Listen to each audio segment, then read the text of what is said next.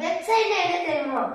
எனக்கு வேணா spider web தெரியும், ஆனா வெப்சைட்ல தெரியாது. ஓ மை காட், வெப்சைட்னா இன்டர்நெட்ல இருக்கிற ஒரு டிஜிட்டல் பிளேஸ். ஓஹோ, அந்த பிளேஸ்க்கு நான் எப்படி போறேடா? அப்படி கேளு தம்பி, ஆனா இப்ப சொல்லு.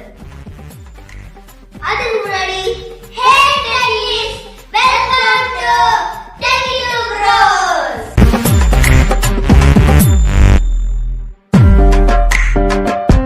வெப்சைட்ல ஒரு ஆன்லைன் வீடு மாதிரி யூசர்ஸ் எல்லாம் இந்த இடத்தை விசிட் பண்ணுவாங்க.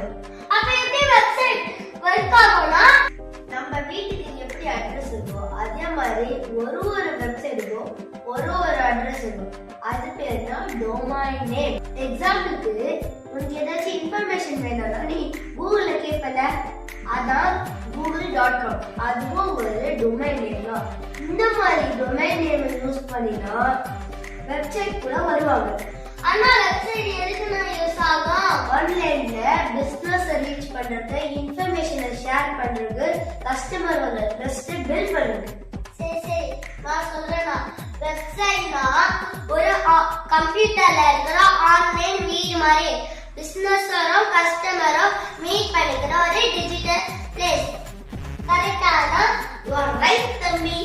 அண்ணா, இன்டர்நெட்னு ஒன்னு சொன்னி, அப்படின்னா என்னதுன்னா emotional damage.